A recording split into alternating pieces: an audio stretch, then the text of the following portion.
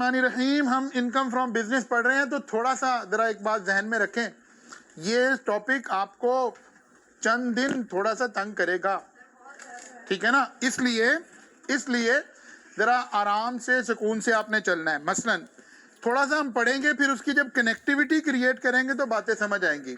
मसलन मसलन मसलन मसलन मसलन हमारे पास एक कंपनी के अकाउंट्स आए हैं और वहां लिखा हुआ है प्रॉफिट आफ्टर टैक्स। हमें बताया गया जी एक कंपनी है जिसका profit after tax 2 million rupees है, 20 लाख रुपए प्रॉफिट आफ्टर टैक्स है, ठीक है।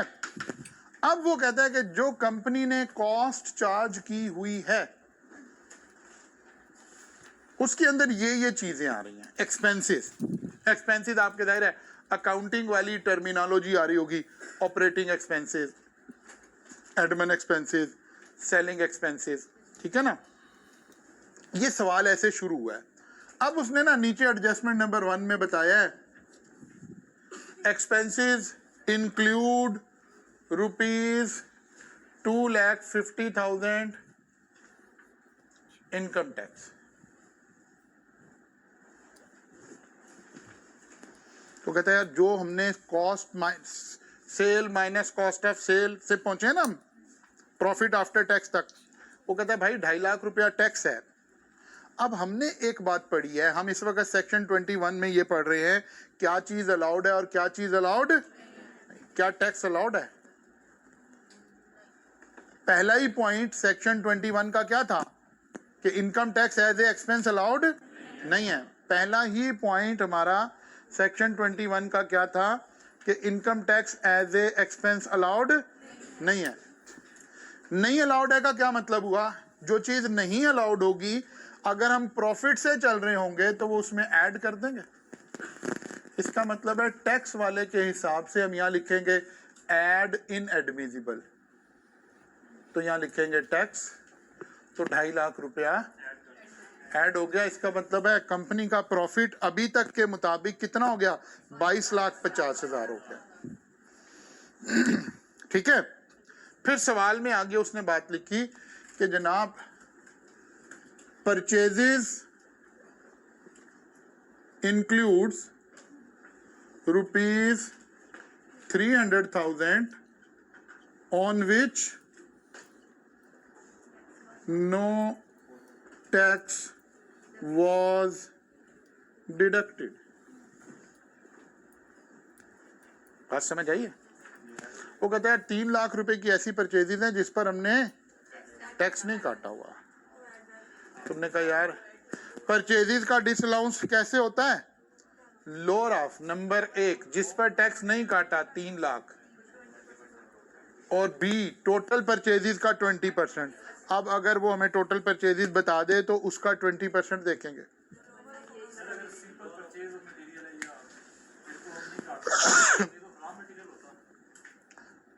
परचेजेस नॉर्मली एक अगर ऊपर कंपनी का नाम आ रहा होगा, ऊपर कंपनी का नाम आ रहा होगा, जाहिर है वो इसे बिल्कुल क्लियरली हमें बताएगा कि रॉ मटेरियल है कि नहीं, ठीक है ना।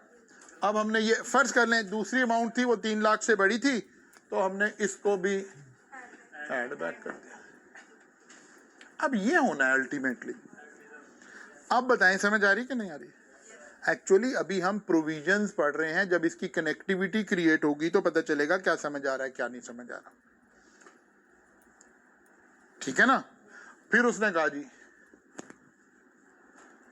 Salary on which tax not paid, 2 lakh रुपए की सैलरी है, स्ट्रेट 2 लाख रुपए ऐड हो जाएगा जी। जाहिर है इनएडमिसिबल का मतलब ये माइनस नहीं होने थे, लेकिन आपको पता है कि जो इनएडमिसिबल एक्सपेंसेस हैं, ये जब हमने ये फिगर हमने कहां से उठाई है, अकाउंटिंग से, FAR 1 के नॉलेज से उठाई है ना। FAR 1 में तो आपने कोई ऐसी बात नहीं पढ़ी, इनकम स्टेटमेंट से उठाई है, ठीक है ना। FAR 1 में तो कहीं नहीं पढ़ा कि टैक्स कटा है कि नहीं कटा, ये हुआ है कि नहीं हुआ, कैश से पे करे, वहां तो और उसूल से चल रहा है। इसका मतलब है ये सारे एक्सपेंसेस इसमें से माइनस हुए हैं। नहीं, मैंने दानिस्ता क्योंकि टैक्स की मैंने एडजस्टमेंट डालनी है ना, इसलिए मैंने आफ्टर लिया। अच्छा, अगर अब जरा समझें, मैं फिर कह रहा हूं, जरा ब्रेन को, माइंड को थोड़ा एक लेवल ऊपर लाएंगे तो बात चलेगी। एक्सपेंसेस, इसकी दो कैटेगरी। नॉर्मली एक्सपेंसेस जो है वो अकाउंटिंग में से ऑलरेडी माइनस हुए होंगे। अगर इनमें से कोई इनएडमिसिबल है तो उसे एड बैक करना पड़ेगा, उसे एड बैक करना पड़ेगा। और अगर, अब मैं एक एक्सेप्शनल बात कर रहा हूं, अगर एक एक्सपेंस है वो अकाउंटिंग में भी माइनस नहीं हुआ और टैक्स में भी माइनस नहीं होना, तो बस उसे इग्नोर कर देंगे, बस उसे सिंपली इग्नोर कर देंगे। एडजस्टमेंट, बैंक रिकंसिलेशन पढ़ी थी ना, रिवर्सल चलना होता है, माइनस हुआ है तो, और अगर इनकम में ऐड हुआ है तो इनकम में से माइनस कर देंगे। बात समझ आ रही ना? अभी हमने इनकी कनेक्टिविटी ऐसे क्रिएट करनी है, इसलिए सेक्शन 21 खामोशी से, सब्र से पढ़ना है पहले आपने, फिर जब हम ऐसे सवाल में आके कनेक्टिविटी क्रिएट करेंगे तो आपको बात समझ आ जाएगी। अभी आप सिर्फ उस प्रोविजन को समझें जो हम पढ़ रहे हैं। ये लिखा हुआ था कि भाई अगर टैक्स एक्सपेंस है, अगर टैक्स एक्सपेंस क्लेम हो गया है, कहां? जहां से आप शुरू कर रहे हो। इसलिए मैंने क्या लिखा? Profit after. और अगर मैं पिक करूं प्रॉफिट बिफोर टैक्स, फिर तो ये इधर माइनस हुआ ही नहीं है। बात समझ आ रही है ना? मेरी बात फॉलो करके? यानी हमने सोचना है क्या अकाउंटिंग के इस प्रॉफिट में से वो एक्सपेंस माइनस हुआ है, और टैक्स अगर अलाउ नहीं कर रहा तो फिर उसको क्या करें? माइनस ना करें, यानी ऐड कर दें। लेकिन अगर माइनस ही नहीं हुआ होगा तो फिर ऐड करने की जरूरत नहीं। मसलन यही मैं अगर लेता प्रॉफिट बिफोर टैक्स, तो वो फिगर खुद भी 22,50,000 ही आ रही होती ना। अब एडजस्टमेंट डल के भी तो 22,50 में ही कन्वर्ट हुई है, तो फिर ये एडजस्टमेंट नहीं डालनी थी ना।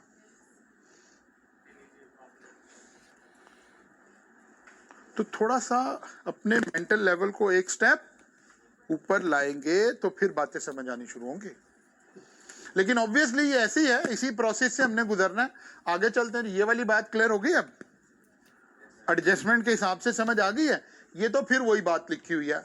आगे चलें जी।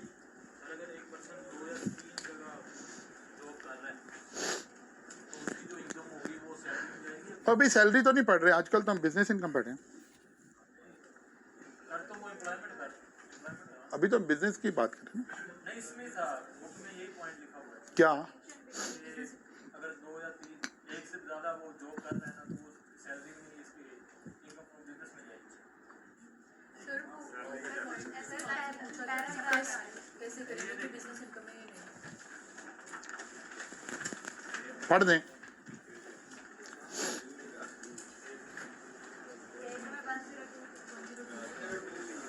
क्या जी?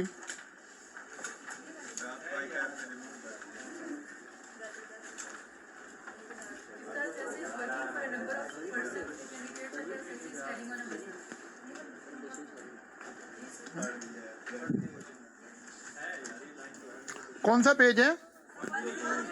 102 पॉइंट नंबर।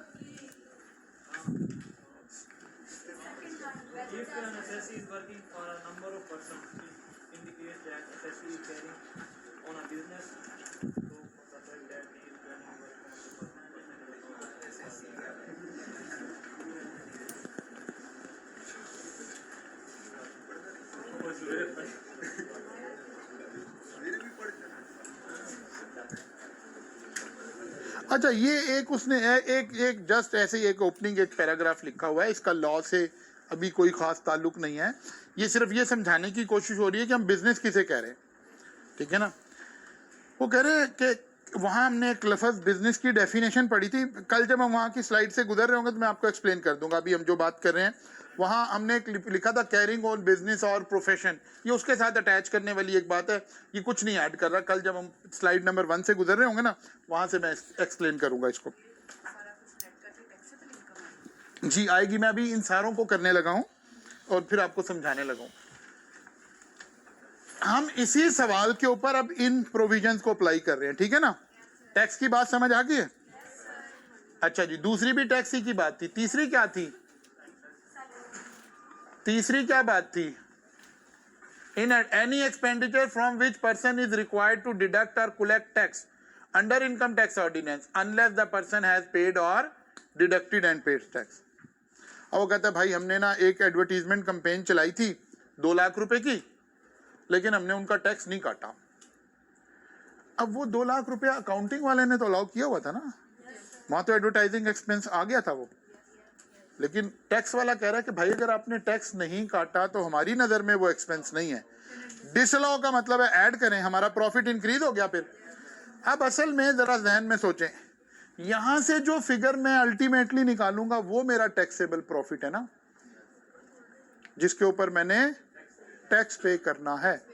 अब एक उसूल ये हो सकता था, कहीं ऐसे भी एक असूल बन सकता था, हम कहते हैं यार नहीं नहीं, जो अकाउंटिंग प्रॉफिट है ना उस पर ही टैक्स लगाना है, तो फिर ये सब्जेक्ट हम ऐसे पढ़ ही ना रहे होते। फिर तो हम कहते हैं यार जो अकाउंटिंग में आया इसके ऊपर टैक्स लेना है। असल बात डिस्कशन ये हो रही है, क्या जो रिपोर्टिंग के स्टैंडर्ड, अकाउंटिंग के स्टैंडर्ड हमें प्रॉफिट बता रहे हैं, क्या इस पर टैक्स पे करना है? तो जवाब आया नहीं, इस पर नहीं पे करना, बल्कि आपने सेक्शन 21, 20, 18 इनको अप्लाई करने के बाद एक प्रॉफिट कैलकुलेट करना है, उस पर टैक्स पे करना है। अब इसके दरमियान में गैप क्या आ रहा है? एक्सपेंसेस का सबसे बड़ा गैप आ रहा है। सेक्शन 21 कुछ चीजों को कह रहा है कि यार हम अकाउंटेंट की नजर में, रिपोर्टिंग स्टैंडर्ड की नजर में, अकाउंटिंग स्टैंडर्ड की नजर में ये खर्चा होगा, हमारी नजर में खर्चा नहीं है। अगर आपने सामने वाले बंदे का टैक्स नहीं काटा तो भाई हम आपको ये एक्सपेंस अलाउ नहीं करेंगे। इसका मतलब है क्या करेंगे? एड बैक करेंगे। डिसअलाउ का मतलब क्या है? रिवर्सल। डिसअलाउ का मतलब क्या है? रिवर्सल। अगर कोई चीज ऐड हुई है तो लेस हो जाएगी, लेस हुई है तो ऐड हो जाएगी। तो ये खर्चा ऐड हुआ है कि लेस हुआ है? लेस हुआ है, तो फिर रिवर्सल क्या डलेगा? ऐड डलेगा। क्लियर हुई है बात? आगे चलें। फिर हमने अगली बात पढ़ी थी, डिडक्शन को हमने एक्सप्लेन कर लिया था इसी तरह ही, वही 3 हिस्सों में बांट कर इसे, रॉ मटेरियल और बाकी सारी बातें। और फिर अगली प्रोविजन आई थी जनाब कि अगर थर्ड शेड्यूल आइटम आपने खरीदी हैं, अब ये मेरी कॉस्ट है ना, किसी ग्रोसरी स्टोर ने, हमने थर्ड शेड्यूल आइटम को ऐसे ही हल्का सा पढ़ा था कि यार इसमें shampoo, detergent, toothpaste, cold drinks, juices, beverages, इस तरह की चीजें आ रही होंगी। अब एक ग्रोसरी स्टोर है, फर्ज कर लें अल्फते स्टोर है, उसने खरीदी हैं चीजें। अब आपको पता है ये कंपनीज के, ये किसके थ्रू हमें चीजें बेच रही होती हैं? सेल्समैन के, सेल्स एजेंट के थ्रू, होलसेलर के थ्रू। उसने हमारे से कमीशन लेना है इसके ऊपर। वो कहता है अगर वो बंदा एक्टिव टैक्स पेयर नहीं है, कौन? जो हमें सप्लाईज दे रहा है। अगर एक्टिव टैक्स पेयर नहीं है, यानी रिटर्न जमा नहीं कराता, तो फिर आप उसको ज्यादा से ज्यादा commission 0.2% of the gross amount पे कर सकते हैं। अब फर्ज किया मैंने 1% पे किया हुआ है, तो ऊपर वाला 0.8% जो एक्सपेंस मेरा क्लेम हुआ है वो क्या हो गया है? डिसअलाउ हो गया है। डिसअलाउ का मतलब ऐड हो जाएगा।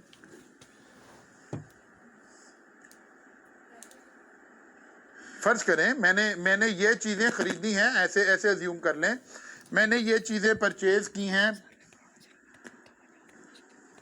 ऐसे अज्यूम कर लें मैंने ये थर्ड शेड्यूल आइटम परचेज की हैं 12 लाख रुपए की, और इस बंदे को 2% हमने कमीशन पे किया हुआ है, जिससे हम चीजें खरीद रहे हैं। 12 लाख रुपए की चीजें हमने खरीदी हैं और उसको हमने 2% कमीशन पे किया। कितना कमीशन पे हुआ? 24,000 रुपया। हमारी अकाउंटिंग के अंदर 24,000 क्या आ रहा है? एक्सपेंस। अब देखना है ये बंदा कौन है, एक्टिव टैक्स पेयर लिस्ट में है या नहीं है। अगर नहीं, अगर है तो कहते हैं बस ठीक है, कोई बात नहीं, 24,000 आपने खर्चा पे किया, आपका बिजनेस एक्सपेंस है, बिल्कुल ठीक है, अलाउड है। अब जरा गौर करें, अलाउड है का मतलब है अकाउंटिंग वालों ने भी माइनस किया हुआ है, हमने भी माइनस करना था, तो नो ट्रीटमेंट। बैंक रिकंसिलिएशन वाले स्टाइल में सोचें, कुछ भी नहीं करना। और अगर ये एक्टिव टैक्स पेयर लिस्ट नहीं है तो वो कहता है आपने इसको 0.2% पे करना था। अब 12 लाख का 0.2% लेंगे, वो कहता है भाई इनको 2400 रुपया, यही बनती है अमाउंट, 2400 रुपया आपने पे करना था, हमने पे कितना किया हुआ है, डिफरेंस लें कितना है, 21,600 अकाउंटिंग में ज्यादा एक्सपेंस चार्ज हुआ है, ये एड बैक हो जाएगा यहां आकर।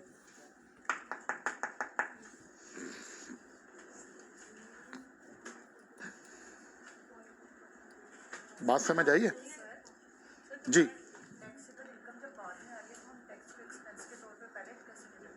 नहीं, वो तो हम देख रहे हैं हमने फिगर उठाई कौन सी है। अकाउंटिंग में टैक्स आ रहा है ऐसे कि नहीं आ रहा? पहले अकाउंटिंग ध्यान में लाए ना, sale, cost of sale, admin, selling, financial, profit before tax, tax. Accounting में जो टैक्स आ रहा है वो ये वाला टैक्स नहीं आ रहा, वो तो आप डेफर टैक्सेशन अकाउंटिंग में एक कॉन्सेप्ट पढ़ेंगे आगे, FR2 में पढ़ेंगे मेरा ख्याल है। वो टैक्स ये वाला नहीं आ रहा, वहां एक टैक्स आ रहा है।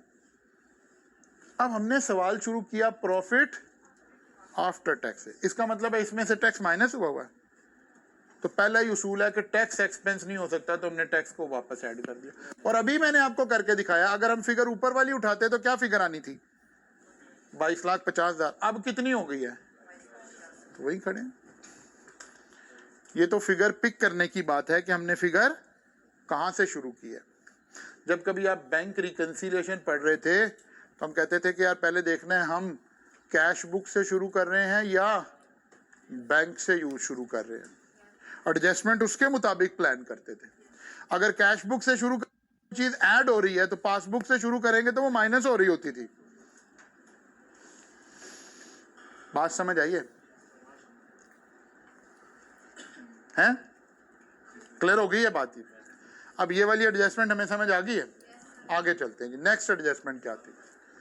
वो कहता है जनाब हमारी कंपनी थी, हमें एक फाइन लगा है 5 लाख रुपए का, एनवायरमेंटल लॉज वालों ने आके फाइन लगा दिया कि भाई आपकी फैक्ट्री जो है वो धुआं खारिज कर रही है और आजकल स्मोक बहुत हो रही है, इसलिए उन्होंने फाइन कर दिया।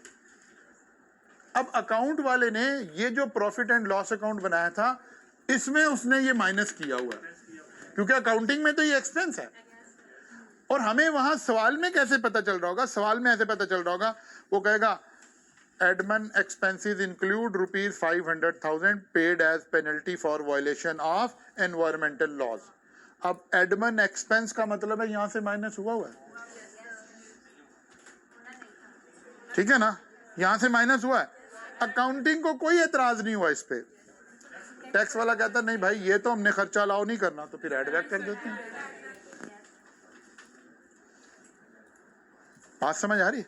हमें जब ये इलस्ट्रेशन में, जब हमें एग्जाम में ये बात बताएगा ना, तो वो जो हमारे मशहूर अकाउंटिंग के हेड्स है ना, cost of sale, admin, selling, financial, या एडमिन सेलिंग को बाद दफा इकट्ठा करके ऑपरेटिंग एक्सपेंसेस, तो ऐसे बताएगा ऑपरेटिंग एक्सपेंस इंक्लूड्स, इसका मतलब है यहां से माइनस हुआ हुआ है।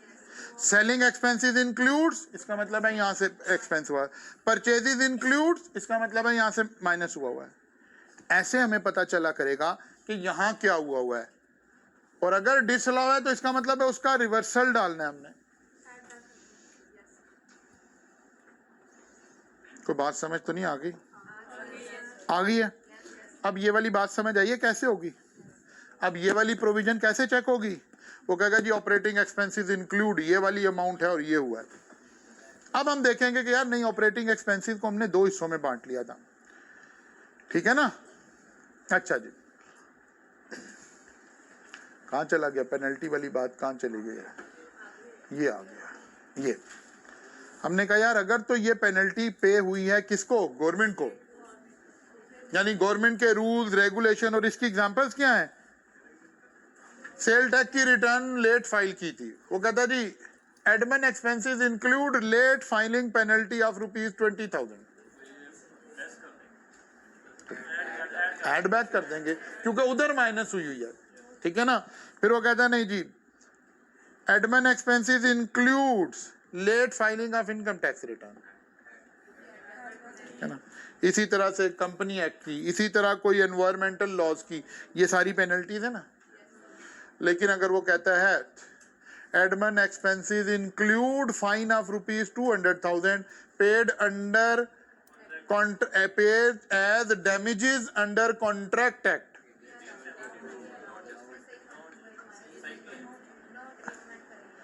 ये अलाउड है, पहले भी माइनस हुआ है, तो माइनस ही करने का हमें भी कहा जा रहा है, तो कोई ट्रीटमेंट नहीं है क्योंकि ऑलरेडी ट्रीटमेंट ठीक हुई है। कोई लिंक बन रहा है? सवाल में ये बात ऐसे आनी है, हम अभी प्रोविजंस पढ़ रहे हैं, तो जैसे ही सवाल सॉल्व करेंगे तो फिर ये सारी चीजें आपको समझ आई हुई होंगी इंशाल्लाह ताला। वो जो आप सोच रहे हैं ना कि समझ नहीं आई, समझ आई हुई, अभी सिर्फ प्रोविजन पढ़ रहे हैं, जब इसकी कनेक्टिविटी करेंगे तो ये ठीक हो जाएंगी सारी की सारी चीजें। अब आप सोचें कि आप भी कंफ्यूज हो रहे हैं, फिलहाल स्लाइड पढ़ लें।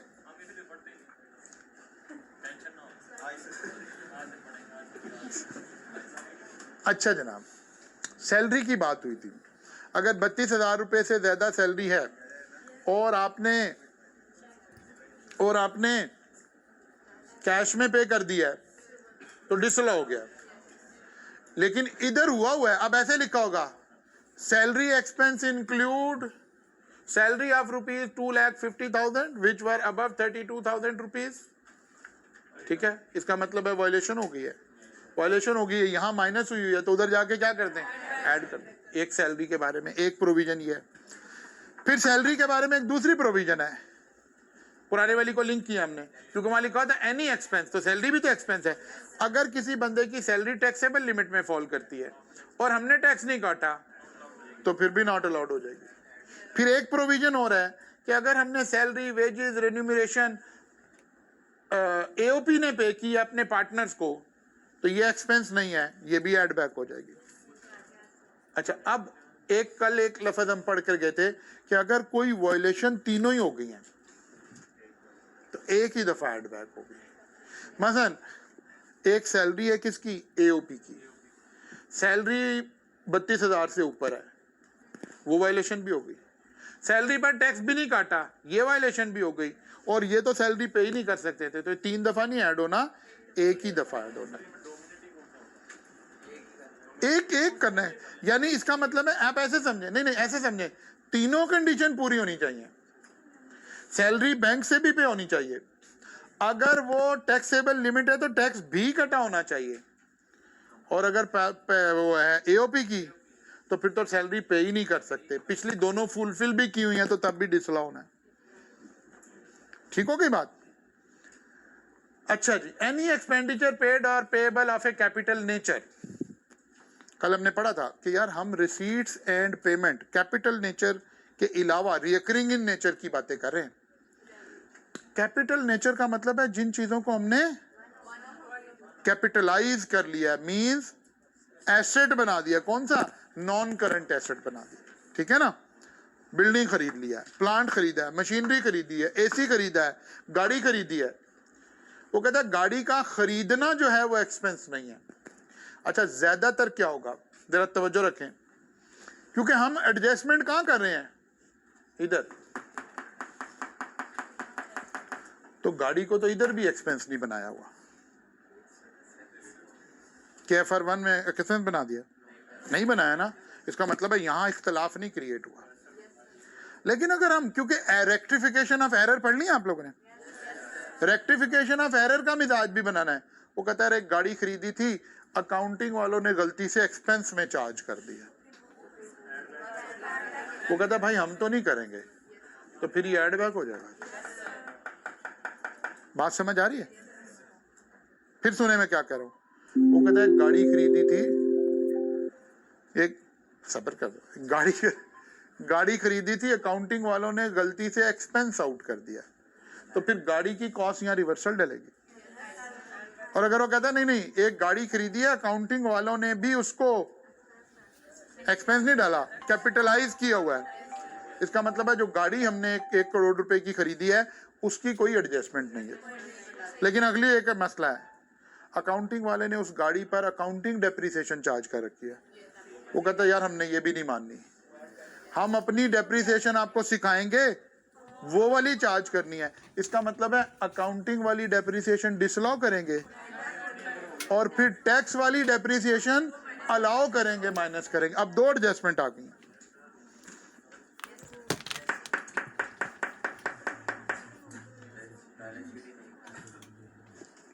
एडजस्टमेंट डाल दी। जैसे रेक्टिफिकेशन ऑफ एरर में हम एक मिजाज पढ़ते हैं ना, क्या क्या गलत हुआ है, तो कुछ चीजें रिवर्सल करने से ठीक हो जाती हैं। अब सबसे पहले देखना गलत हुआ क्या है। अगर तो हमने एसेट को एक्सपेंस बना दिया तो फिर सबसे पहले तो ये ठीक करते हैं, ठीक है ना। फिर दूसरा काम क्या करना है, डेप्रिसिएशन चार्ज होनी थी। अब अकाउंटिंग वाले ने डेप्रिसिएशन नहीं चार्ज की, उसने तो एक्सपेंस कर दिया ना। इसका मतलब है पहली एक गलती हुई, उसने एक्सपेंस चार्ज किया हुआ है, आप एक्सपेंस ठीक करें, हो गया।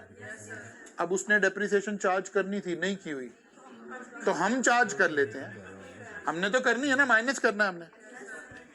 बात समझ आई है? देखिए पढ़ते हैं। एनी एक्सपेंडिचर पेड और payable of A capital nature, however depreciation or amortization shall be allowed in respect of a depreciable asset, intangible और pre-commencement expenditure। वो कहते हैं अब हम बताएंगे आपको कि आपने डेप्रिसिएशन कैसे चार्ज करनी है। इसका मतलब है इशू क्या इन्वॉल्व हुए हैं। कैपिटल नेचर के जब एक्सपेंसेस आएंगे तो उसमें क्या इशू होगा। सबसे पहले देखेंगे कि क्या एक्सपेंस आउट तो नहीं होगा। एक गलती किसमें, अकाउंटिंग में। अगर एक्सपेंस आउट हो गया तो एक्सपेंस को क्या कर दें, डिसअलाउ कर दें। 1 करोड़ की गाड़ी यहां डिसअलाउ करें। पहले डिसअलाउ का क्या मतलब है, रिवर्सल डालें, माइनस हुआ है ऐड करें। अब देखना डेप्रिसिएशन, कहते हैं अकाउंटिंग वालों ने तो डेप्रिसिएशन ली नहीं हुई, लेकिन हमने तो लेनी है ना, तो फिर allow tax depreciation, allow tax depreciation. ये 2 एडजस्टमेंट रिक्वायर्ड है। पहले 1 करोड़ रुपया गाड़ी का ऐड करें, फिर उस पर जितनी टैक्स की डेप्रिसिएशन बनती है, अभी कल के लेक्चर में सीखेंगे कितनी बनती है, फिर वो माइनस कर ले। ठीक होगी बात। कब, अगर अकाउंटिंग वाले ने एक्सपेंस आउट कर दिया, और अगर अकाउंटिंग वाले ने एक्सपेंस आउट नहीं किया, कैपिटलाइज किया है, तो फिर गाड़ी का तो मसला नहीं है, गाड़ी की कॉस्ट तो उसने भी नहीं डाली हुई। अब क्या करें, क्योंकि अकाउंटिंग वाले ने अकाउंटिंग डेप्रिसिएशन ली होगी, वो तो माननी नहीं। हमने कहा जनाब accounting depreciation will be disallowed और इसकी जगह tax depreciation will be allowed.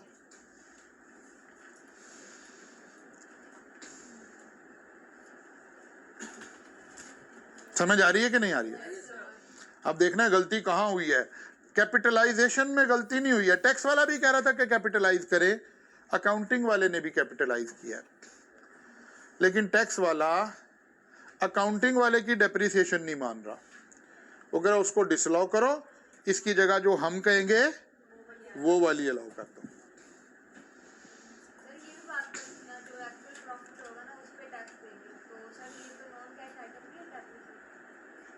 अभी चलते हैं। नॉन कैश नहीं है ना, हमने कहा था जहां जहां कह देंगे वो तो फिर करना पड़ेगा, नहीं तो कह दिया उन्होंने। तीसरी गलती क्या हो सकती है, डिस्पोजल के टाइम पर। आप अकाउंटिंग पढ़कर आए हैं, जब हम किसी एसेट को डिस्पोज ऑफ करते हैं तो वहां गेन अराइज होता है या लॉस अराइज होता है, ठीक है। अब फिर वही मसला है, ये गेन तो अकाउंटिंग गेन आया, ये लॉस तो अकाउंटिंग लॉस आया। अब जरा सोचें, फिर सोचना वही है। डिसअलाउ का मतलब है रिवर्सल पोस्ट करना। फर्ज करने आपने एक गाड़ी खरीदी थी, फिर उसको बेच दिया, फिर जाहिर गेन और लॉस कैलकुलेट करने का तरीका आपने WDV को उससे कंपेयर किया और आपको गेन या लॉस अराइज हो गया। फर्ज किया गेन अराइज हो गया, तो इसमें क्या हुआ है, ऐड हुआ है। अब डिसअलाउ का मतलब माइनस करना होगा, इसलिए बार बार लफ्ज बोल रहा हूं, डिसअलाउ का मतलब है रिवर्सल करना। इस फिगर में जो जैसे वो ट्रीट हुआ है उसका रिवर्सल डालना। अगर अकाउंटिंग गेन हुआ है तो उसके रिवर्सल का मतलब है माइनस करना, और अगर लॉस हुआ है, लॉस ऑन डिस्पोजल, तो वो तो यहाँ एज एक्सपेंस क्या होगा, loss on disposal mean expense, वो यहाँ माइनस हुआ है, फिर उसे ऐड करना पड़ेगा, रिवर्सल। क्योंकि ना हमने अकाउंटिंग की डेप्रिसिएशन माननी, ना हमने अकाउंटिंग का गेन और लॉस मानना, उसकी जगह क्या करना है, टैक्स की डेप्रिसिएशन और टैक्स का गेन और लॉस। इसका मतलब है अब क्या करें, अकाउंटिंग गेन और लॉस विल बी डिसअलाउड, लेकिन डिसअलाउड का मतलब ऐड करना नहीं है, रिवर्सल। ठीक है ना, अगर गेन हुआ है तो माइनस करेंगे, लॉस हुआ है तो ऐड करेंगे। ये हो गया, अकाउंटिंग डिसअलाउ हो गया। इसकी जगह किसको लेकर आए, टैक्स की, टैक्स गेन और लॉस विल बी, अब अगर गेन हुआ है ऐड कर देंगे, और अगर लॉस हुआ है तो माइनस कर देंगे।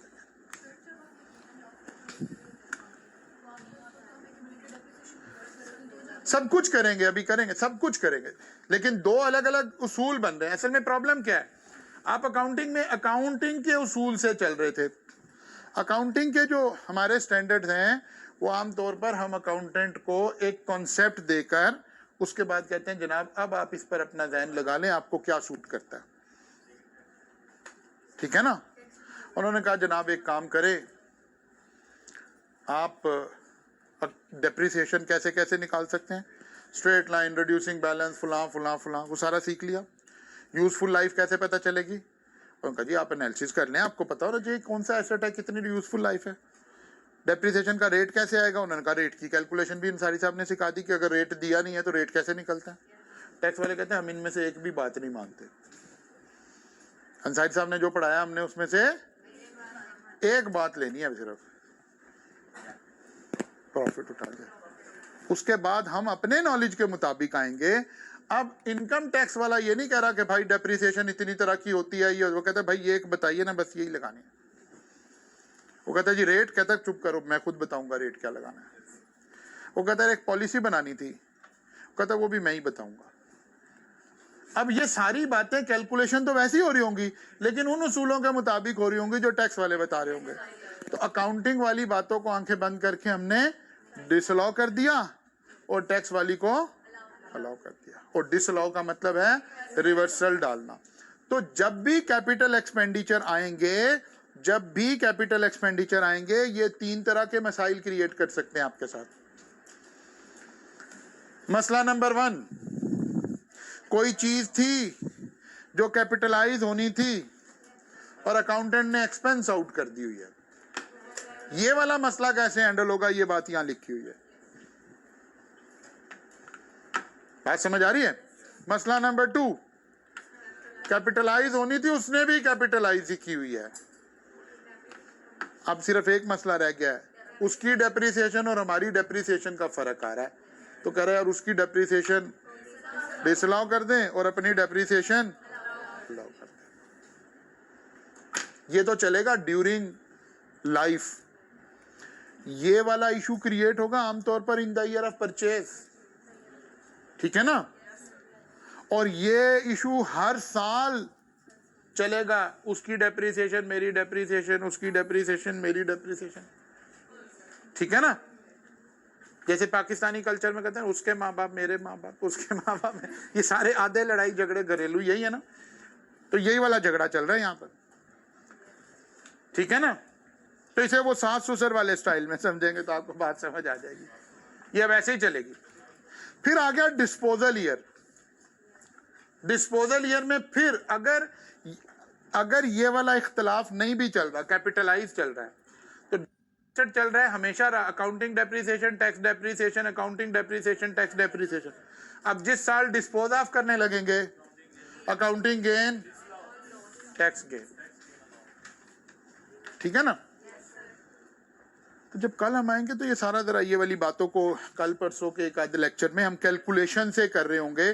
अभी किताब बंद करने का नहीं कहा, अभी तो मैं कह रहा हूँ कि कैलकुलेशन हमें ये डेप्रिसिएशन दोबारा पढ़नी पड़ेगी यहाँ, कैलकुलेशन, और थोड़ा सा विजन आपका डेप्रिसिएशन के बारे में फर्दर क्लियर होगा कि डेप्रिसिएशन असल में कर क्या रही थी। हमने एक लफ्ज पढ़ा था कि कैपिटल नेचर के जो चीजें होंगी वो एक्सपेंस नहीं होगा। लॉ ने ऊपर ये बात ऐसे लिखी थी, ये उसकी इंप्लीकेशन आई है। क्या बात लिखी थी जी? एनी एक्सपेंडिचर पेड और payable of A capital nature, ये डिसअलाउ हो गया क्योंकि डिसअलाउ की लिस्ट चल रही है ना। एनी एक्सपेंडिचर पेड और payable of A capital nature, गाड़ी खरीदी, मोबाइल खरीदा, जितने भी एसेट्स हैं, नॉन करंट एसेट जितने भी बिजनेस में आपके आ रहे हैं, ये एक्सपेंस नहीं है, ये डिसअलाउ हो गया।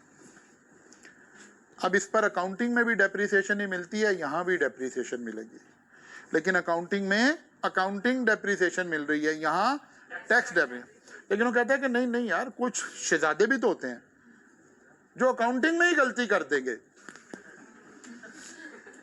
रेक्टिफिकेशन ऑफ एरर का चैप्टर पढ़ा है ना हमने, जो अकाउंटिंग में भी गलती कर देंगे कि भाई कैपिटलाइज ही नहीं किया उन्होंने, तो फिर क्या करेंगे?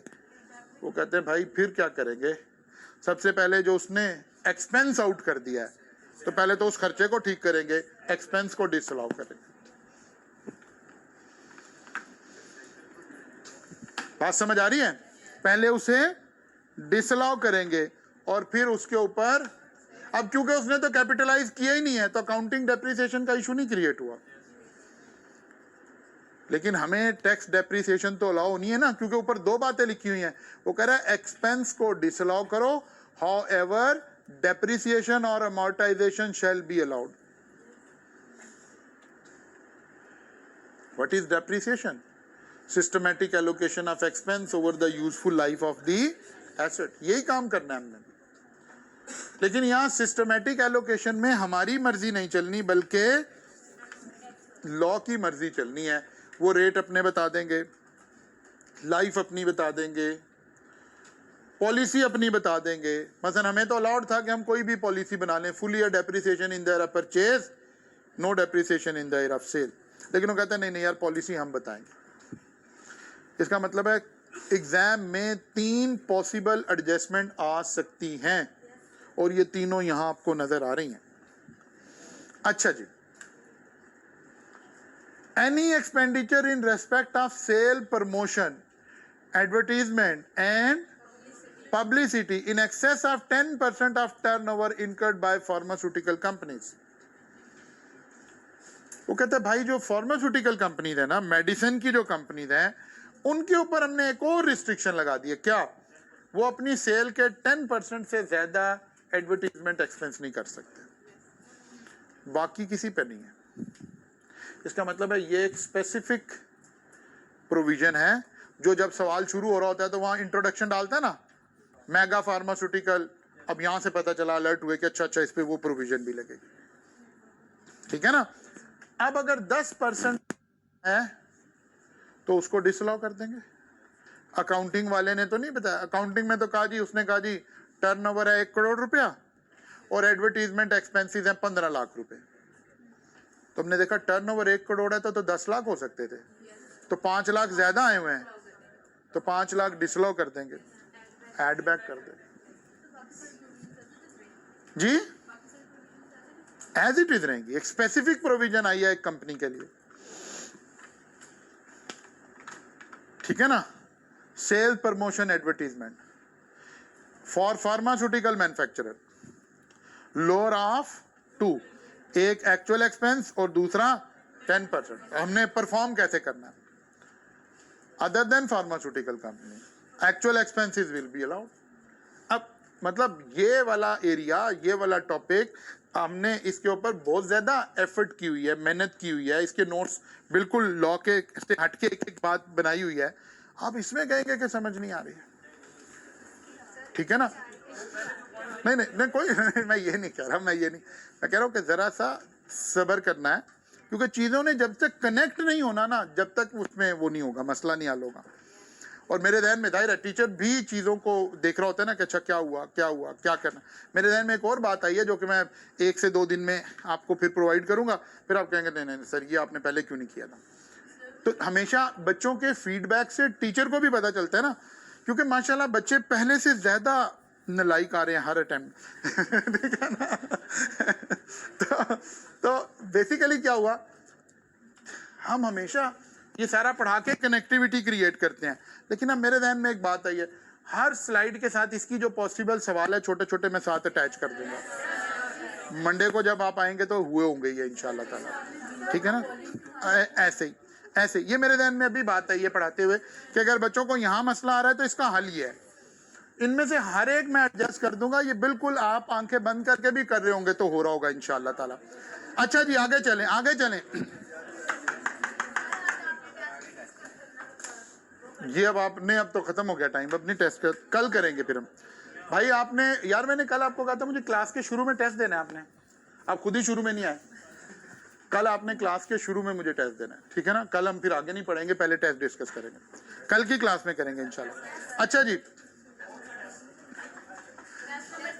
टेस्ट नंबर 3 दे दें पहले, वो तो दिया ही नहीं था। अच्छा नहीं, एक काम करेंगे, दोनों को डिस्कस कर लेंगे। अभी तक हमारे टोटल कितने टेस्ट हो गए हैं, इसका मतलब है एक असेसमेंट कर लें और एक उससे पिछला टेस्ट 3 कर लेंगे, ठीक है ना, दोनों कर लेंगे। अच्छा जी इधर देखें, नहीं करनी, कुछ समझ नहीं है, सिर्फ याद नहीं करनी। सेल प्रमोशन में कितने इश्यूज आ सकते हैं? 2। या तो सवाल के शुरू में पता हो कि फार्मास्यूटिकल कंपनी है तो फिर ये इशू लगेगा, और अगर एक आम कंपनी है, वो कहता जी बैरियर टाउन प्राइवेट लिमिटेड के अकाउंट्स हैं, फिर कोई नहीं, फिर ये उसूल लगेगा, ठीक है ना।